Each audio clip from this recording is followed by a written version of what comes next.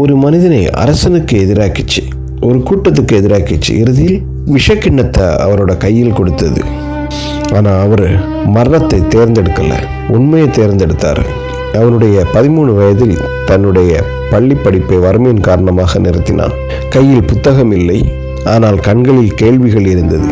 ஒவ்வொரு இரவும் அவன் ஊருக்கு பக்கத்தில் இருந்து ஒரு சின்ன நாடக மேடைக்கு போவான் நாடகம் பார்க்க. ஒரு நாள் ஒரு பெரிய நிலத்தரசர் ஒரு குதிரையோட வந்தார். நான் நாடகம் பார்த்துட்டு வரேன், இந்த குதிரையை பார்த்துக்கோ. சிறுவன் தலையாட்டினான்.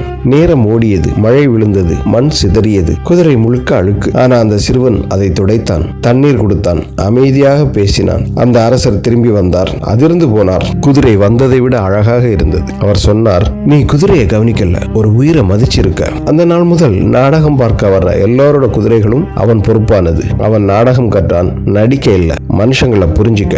மேடையில் நடிப்பதை விட வாழ்க்கையில் நடிப்பதை அவன் கவனிக்க ஆரம்பித்தான். அவனுக்கு ஒரு பழக்கம் வந்தது, கேள்வி கேட்பது. நீ உண்மையிலே நல்லவனா இல்ல நல்லவன் மாதிரி நடிக்கிறவனா? உனக்கு உண்மை தெரியுமா இல்ல தெரியும்னு நினைக்கிறியா? சில பேர் சிரிச்சாங்க, சில பேர் சிந்திச்சாங்க, பல பேர் பயந்தாங்க. அப்ப அவன் சொன்னான், எனக்கு எதுவும் தெரியாது என்று தெரிந்ததே என் ஞானம். அந்த சிறுவன் தான் இப்ப சாக்ரட்டிஸ். சாக்ரட்டிஸ் பேசுறவர் மட்டும் இல்லை, அவர் போரிலும் ஈடுபட்டிருக்கிறார். போர்க்களம், அலறல், மரணம். எல்லாரும் ஓட ஆரம்பிச்சப்போ சாக்ரட்டிஸ் மட்டும் அமைதியா நின்றார். காயமடைந்த தன் நண்பனை தூக்கி கொண்டு நடந்தார். அவர் சொன்னது போலவே நடந்தார். நான் சாகலாம், ஆனா சரி என்பதிலிருந்து ஓட மாட்டேன். ஒரு கடற்போர் முடிந்தது. மக்கள் கோபம் அடைந்தார்கள். ஜெனரல்களை உடனே கொல்லணும். 500 நீதிபதிகள், அனைவரும் பயந்தாங்க. சாக்ரட்டிஸ் மட்டும் சொன்னாரு, கோபம் நீதி இல்லை. அவர் அநியாயத்தோடு சேர்ந்து உயிரோடு இருக்கிறத விட நியாயத்தோடு நின்று செத்து போறதே மேல். அரசனை விட என் மனசுதான் நான் ரொம்ப பயப்படுறேன். கடைசியில் அவர் மீது சாட்டப்பட்ட குற்றம், இளைஞர்களை கெடுக்கிறார், கடவுள்களை அவமதிக்கிறார், மக்களை கேள்வி கேட்க வைக்கிறார். நீதிமன்றத்தில் அவரை நிறுத்தினார்கள்.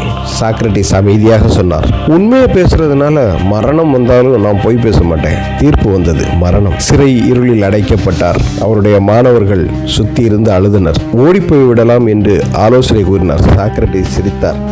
தீமை செய்யறதை விட தீமையை அனுபவிக்கிறது மேல். சிப்பாய் வந்தான், ஒரு கிண்ணம் விஷம் கொடுத்தான். சாக்ரட்டிஸ் எடுத்தார், ஒரு நிமிடம் பார்த்தார், அப்புறம் அமைதியாக குடித்தார். கால்கள் உறைந்தது, உடம்பு கனமானது, மார்பு நின்றது. ஹெம்லாக், கோனியம் மேக்குலேட்டம் என்ற செடியிலிருந்து தயாரிக்கப்பட்ட அந்த விஷம். அவர் கடைசி வார்த்தைகள், உடம்புதான் சாகுது, உண்மை என்னைக்குமே சாகாது.